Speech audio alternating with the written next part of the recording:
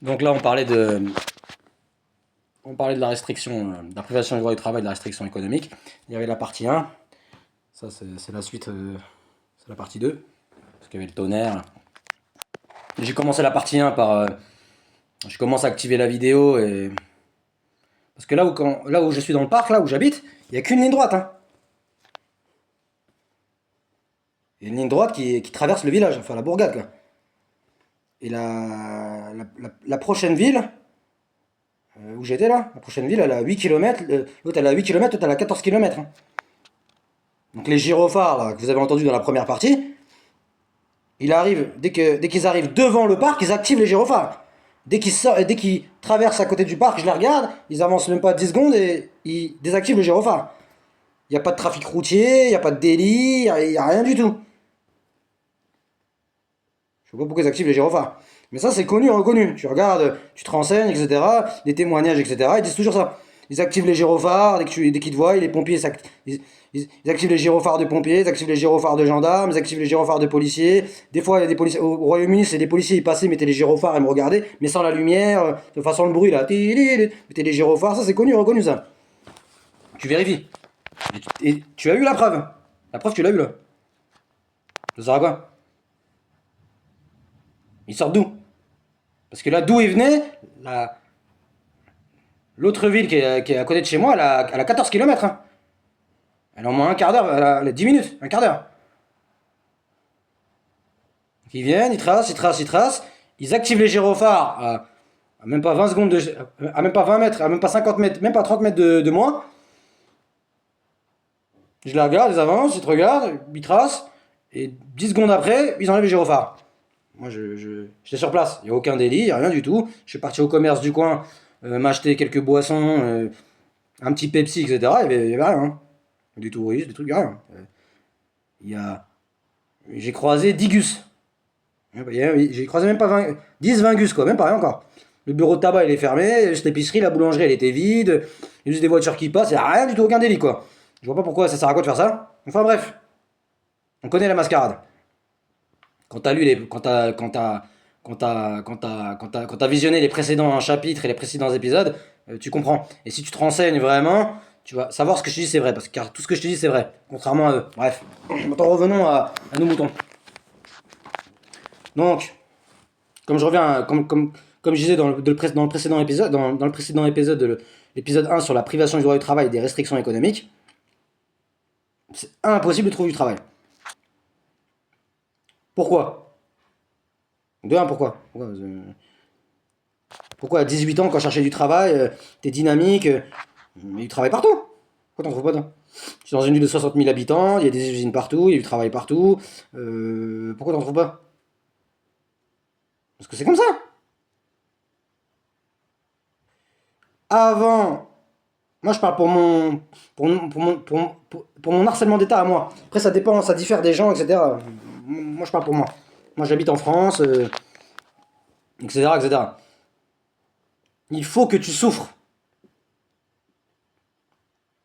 du commencement de l'âge adulte et la fin de l'innocence et de l'adolescence, à partir de 16 ans, 17 ans, quand il n'y a, y a pas grand chose dans ton frigo, ouais, tu manges un minimum à ta faim, quoi, tu vois. Mais tu as besoin de plus d'argent pour aller avec ta copine au cinéma, pour t'acheter les nouvelles chaussures, voilà quoi, pour aller en vacances, pour consommer, pour acheter tes cigarettes.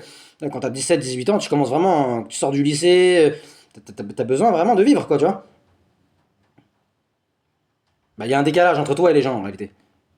Les gens, à 18 ans, ils ont leur permis, ils ont tous leur permis de conduire. Ils travaillent, ils ont leur meuf.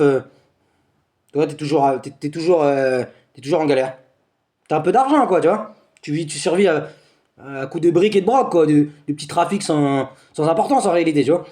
Tu touches pas un salaire fixe, etc., etc.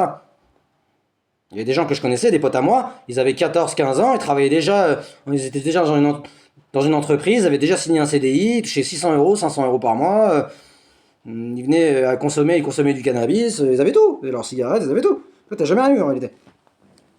Des potes à toi, ils ont des entreprises, leurs pères, ils ont des entreprises de BTP Ils ont des snacks, etc. Tes potes, ton pote, il dit à un autre pote à toi, vas-y, tu vas travailler avec moi. Il le lâche au bout de 2 jours parce que c'est trop difficile. Toi, il t'a jamais rien proposé. On te proposera jamais rien en réalité. C'est très important à comprendre. Donc réfléchis, si ça t'arrive vraiment, réfléchis ce qui t'est arrivé dans ta vie. On te propose jamais rien. On te propose jamais rien. Il n'y a pas de plan. Hein? Non, non. Il n'y a pas de plan meuf. Les meufs, tu dois les sortir avec toi-même. Je sais pas. Il n'y a pas de plan meuf. T'as pas de plan travail. T'as pas de plan argent. Y a rien du tout, rien du tout, rien du tout, rien du tout. En réalité, tu peux pas faire d'argent. C'est impossible. Entreprendre, c'est limite, c'est. Là, c'est Star Trek, là. C'est Mars Attack, quoi. Impossible, impossible, impossible. Impossible, tu peux rien faire. Pourquoi? Faut épuiser, en fait, en réalité, faut fatiguer, épuiser, frustrer la cible avant l'activation du harcèlement et de la répression d'État hautement sophistiqué et hautement toxique. Comme ça, il tient même pas 3 4 mois, quoi. C'est comme si t'as fait, je sais pas moi, t'as fait 200 km, t'es dans le désert, t'as fait 200 km,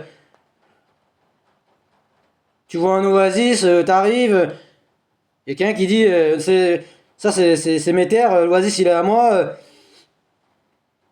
tu buvras pas une goutte d'eau. Si tu veux boire une goutte d'eau, tu fais 600 km de plus. T'es fatigué, t'es comme Tintin dans l'or noir, quoi. T'es comme ça. Tu t'évanouis, quoi. Tu t'écroules. Mais tu meurs, quoi. Tu vas pas faire 600 km de plus. T'as la langue, elle est rouge piment. T'as 2 doigts de faire un malaise. T'as 2 doigts de. Ta tête, elle explose. T'es sous un soleil de. T'es dans un soleil de. T'es sous un soleil de plomb. Tu vois un oasis avec de l'eau fraîche. Des palmiers, avec des dattes. T'arrives, il y a un mec qui vient avec son dromadaire et dit non, non, c'est à moi ça. Tu buvras pas une goutte d'eau, c'est moi qui te le dis. Moi j'ai de l'argent, même si t'as de l'argent, etc., tu bois pas cette eau, c'est comme ça. Tu veux boire de l'eau, bah dans 600 km, il y a un oasis, tu vas tout droit. Il te ment pas en plus. Tu fais montrer la carte, dans 600 km, il y a un autre oasis, il y a plein de monde, tu vois. Tu expliques, je fais 200 km, moi je marche dans le désert, je t'ai perdu. S'il te plaît, laisse-moi boire de l'eau, laisse-moi me poser, je sais pas moi, 2 jours, un jour, histoire de reprendre des forces. Il dit non, c'est mort. Et il te dégage en plus avec des gens, il te dégage, et casse-toi. Et tu marches encore dans le désert, tu fais quoi toi? Tu vas refaire encore 600 km sans boire de l'eau, sous un soleil de plomb, il fait nuit, il y a des tempêtes de sable, il fait moins 50 degrés, il fait froid, un peu comme sur Mars, c'est pas possible. Tu vas mourir. C'est pareil. Toute ta vie, et c'est écrit dans les livres des services de renseignement ça. Il est plus facile de frustrer une personne qui habite dans un pays riche que dans un pays pauvre. Je serais né dans une petite ville de 4000 habitants en Mauritanie. Je regarde des films hollywoodiens avec des Ferrari, avec des belles tahitiennes, des gens qui ont du Louis Vuitton, etc. J'en ai rien à foutre, ça me touche pas. Moi, je connais que le désert, les dromadaires, boire un petit thé, manger un peu de poulet, jouer au foot avec mes potes. On s'en fout de voilà. L'argent pour nous, on sait pas ce que c'est en réalité. C'est très difficile de frustrer un mec, quelqu'un qui habite dans un pays très très pauvre. C'est impossible. Il va pas le frustrer. Il connaît pas lui l'argent. Par contre, quelqu'un qui est exposé aux signes extérieurs de richesse, aux signes de confort, quand tu te balades en voiture avec un pote et tu vois un panneau publicitaire de la nouvelle Lexus, de la nouvelle Mercedes, avec un mec de ton âge, avec une meuf à côté, la vie est belle. Tu vois des mecs comme toi, avec qui tu traînes, qui ont une nouvelle paire de Nike. Toi, t'as 22 ans, t'as une paire de chaussures qui date de, je sais pas moi, de 6 mois, de un an, elle est trouée, et le mec, il a une nouvelle paire à 400 euros. Quand tu vois des meufs que tu kiffais, et tu peux pas sortir avec elle parce que t'as pas d'argent, elle sort avec un mec qui est horrible, il est moche, il est éclaté au sol, mais il roule en Mercedes à 40 000 euros, et elle te regarde, elle, pouponnée. Des mecs de ton âge qui roulent en Porsche, tu vois. Toi, t'as rien. Des mecs qui vont en vacances, toi, tu restes toujours au quartier. Des métaphores, hein. Tout le monde va en discothèque, ils prennent des bouteilles, et toi, ils te laissent en chien.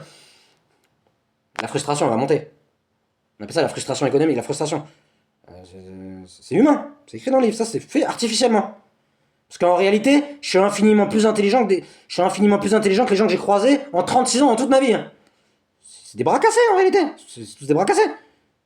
En réalité, je suis au Brésil, là, je suis à Belize, je suis dans le sud de l'Espagne, dans une petite maison, dans un petit appartement, avec une petite Colombienne qui me fait des tortillas. J'ai un petit commerce ou deux où je travaille, mais j'économise, je fais des plans à côté, tu vois. Une vie normale. Une petite voiture